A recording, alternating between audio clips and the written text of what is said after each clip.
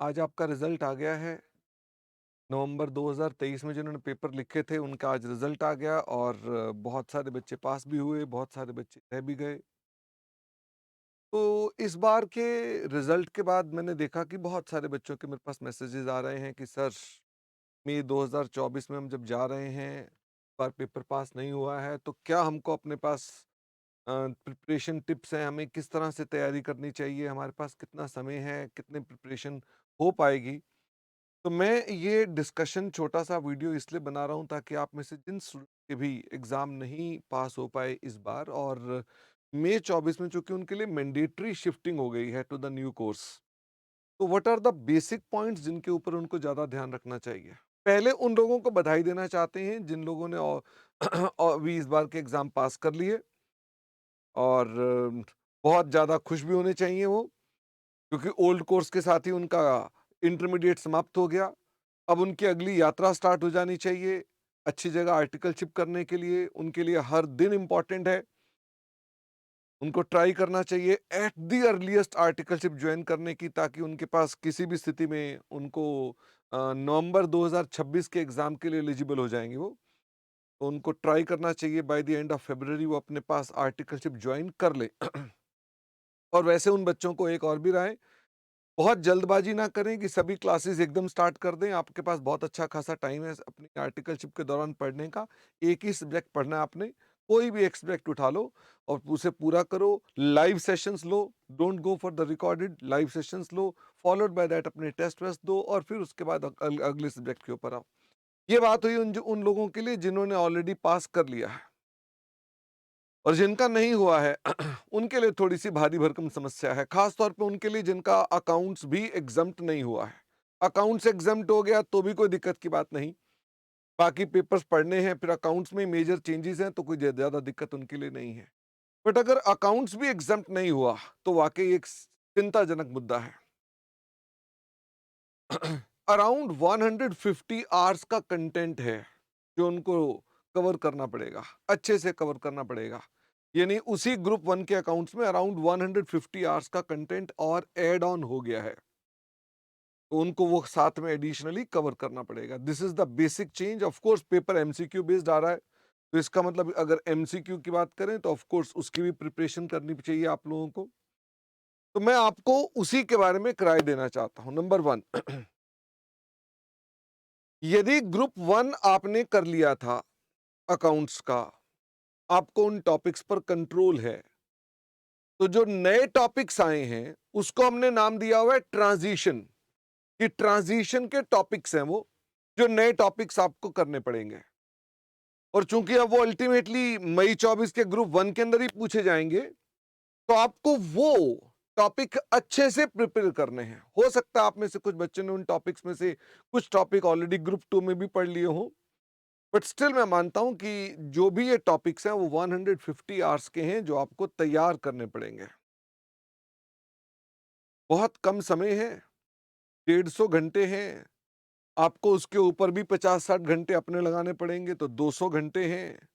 तो मानकर चलिए कि आपको इसमें तकरीबन 15 से 20 दिन लगेंगे अगर आप इसको अपने आप को क्विकली कवर अप करना चाहते हैं। मुझे लगता है कि आपके लिए ये बहुत इंपॉर्टेंट है कि आप अपने आप को इन 15-20 दिनों के अंदर जो अकाउंट्स का ट्रांजिशन है सबसे पहले उसे करें और प्रयास करें कि बाय दी मानते हुए कि 10th ऑफ फरवरी आप अपने पास पूरी तरह से जो ट्रांजिशन का एस्पेक्ट है वो पूरी तरह से अकाउंट्स में कवर कर लें, तो 10 फरवरी के बाद से आप निश्चित रूप में अपने आप को पेपर देने लायक मान सकते हैं कि आप मई 24 के लिए तैयार हैं।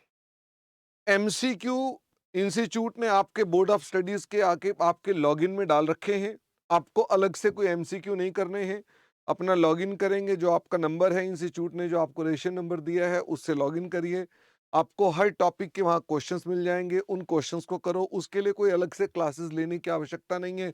जो क्लासेस में आपने कवर कर रखा है उसमें ऑलरेडी वो सब कंटेंट कवर होता है। आप अपनी तैयारी अकॉर्डिंगली करें अपने पास। टेस्ट के ऊपर जरूर ध्यान दें क्योंकि एमसीक्यू में टेस्ट भी इंपॉर्ट आएंगे और इसके अलावा केस स्टडी वाले टेस्ट भी इस बार अकाउंट्स में इंट्रोड्यूस किए जा रहे हैं, तो आपको अपने पास प्रिपरेशन करते वक्त खास तौर पे देखना है कि केस स्टडी बेस्ड जो चीजें आ सकती हैं या जो आपके पास एमसीक्यू आ सकते हैं, इनकी जरूर प्रैक्टिस अच्छे से करनी है। इतना समय अभी कम नहीं है जितना आप समझ रहे हैं कि हाँ पता नहीं कि मई 24 के लिए कितना समय कम है। आप अपने आप को ना प्रयास करें कि भाई 10 फरवरी, 15 फरवरी, 20 फरवरी, मैक्सिमम 20 फरवरी तक जो अकाउंट्स के ट्रांजिशन है उसके लिए अब तैयार कर लें। इन 20 दिनों में आप 25 दिनों में आपने अपने आप को ट्रांजिशन के लिए तैयार कर लिया तो मई 24 आप निश्चित रूप में कर सकते हैं, कोई प्रॉब्लम की बात नहीं है। बाकी अदरवाइज तो मोटा मोटा कंटेंट्स बाकी पेपर्स में कोई ज्यादा फर्क नहीं है, फिर भी उनके सब्जेक्ट एक्सपर्ट्स जो फैकल्टीज हैं वो अपना बता सकती हैं, बट मेरे को जो जानकारी है बहुत ज्यादा कंटेंट में चेंजेस उसके अंदर नहीं है। तो आप सब लोग अपने पास अकॉर्डिंगली करें। कुछ बच्चे ऐसे भी हो सकते हैं जो कहें सर हमने ग्रुप 1 भी पहले पढ़ा हुआ है, ग्रुप 2 भी पहले पढ़ा हुआ है, बट हम खाली रिवीजन करना चाहते हैं, तो of course they can go for some fast track batches. इस तरह के बैचेस से अपने आप को तैयार कर सकते हैं, अपने आप को स्ट्रांग कर सकते हैं, रिफ्रेश कर सकते हैं। पिछली बार नवंबर 2023 में ना 97,000 स्टूडेंट्स ऐसे हैं जो फेल हुए हैं। आउट ऑफ 1,17,000 स्टूडेंट जो ग्रुप 1 को लिख रहे थे उसमें से 97,000 फेल हुए हैं। पेपर्स में मैंने एक चीज ऑब्जर्व की नवंबर 2023 के पेपर्स में, खास तौर पे नए क्वेश्चन इंट्रोड्यूस किए गए जो कि बहुत अच्छी चीज है। नए क्वेश्चन डाले गए, even in CA final as well as in CA intermediate नए क्वेश्चन इंट्रोड्यूस किए गए। यानी इंस्टीट्यूट ने मक्खी पे मक्खी नहीं मारी, सेम कॉन्सेप्ट नहीं पूछा, सेम क्वेश्चन नहीं पूछा, कॉन्सेप्ट सेम है पर क्वेश्चन बदल दिए, विच इज वेरी इंपॉर्टेंट कि आपको कॉन्सेप्चुअल स्टडी करनी पड़ेगी। तो अगले तकरीबन टारगेट रखें कि 20 दिन में, बाकी 25 दिन भी हो जाए तो कोई दिक्कत नहीं है। इवन मैंने थोड़ा सा ज्यादा मार्जिन लिया, मैं आपको 40 दिन तक बोल दिया है कि कोई दिक्कत नहीं, आप 40 दिन तक भी कवर कर लें तो हो जाएगा। टारगेट रखें कि 20-25 दिन में आपने अपने आप को स्ट्रांग करना है। तो आप बिल्कुल अभी भी मई 24 के लिए तैयार हैं, आप कर सकते हैं, आपको कोई टेंशन नहीं होनी चाहिए। आपको रोजाना 10 से लेके 15 घंटे की डिवोशनल देनी पड़ेगी इसके अंदर, एंड नथिंग इज लॉस्ट। मेरे पास एक बच्चे का मैसेज आया, उन्होंने कहा सर हमारे एग्जाम तो नहीं हुए तो मैं सीए छोड़ क्यों ना दूं। हम लोगों ने जब सीए कर रहे थे तो हमने बीकॉम करने के बाद सीए स्टार्ट की थी, और आप में से अधिकतम बच्चे भी बीकॉम कर रहे हैं। इसका मतलब आपके लिए कोई ऐसा एज आपके साइड पर नहीं है, ऐसा नहीं है। आप आसानी से अभी फिर से मई 24 को टारगेट कर सकते हैं, और आप उस ये ना सोचें कि इस बार का अटेम्प्ट दें कि ना दें, ऑफ कोर्स देना चाहिए, पूरी मेहनत के साथ देना चाहिए। और लड़ने वाले को योद्धा कहा जाता है, रुकने वाले को नहीं। तो मैं उम्मीद करता हूं कि आप में से जिन बच्चों की भी क्वेरीज आ रही थी कि हम क्या करें, तो आपको फाइट करनी है।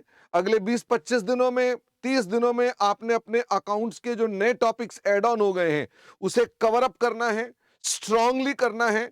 इंस्टीट्यूट के एमसीक्यूज करने हैं, साथ में आपने अपने पास केस स्टडीज जो इंस्टीट्यूट ने डाल रखी हैं वो भी कवर अप करनी है। और हमारे भी एलएमएस पर ये सब चीजें अपडेटेड हैं, तो कोई दिक्कत की बात नहीं है। आप वहां से भी कर सकते हैं, हमारी बुक्स में से भी कर सकते हैं, हमारी बुक्स भी वहीं से ली हुई हैं, आप वहां से भी कर सकते हैं। The content is same, okay.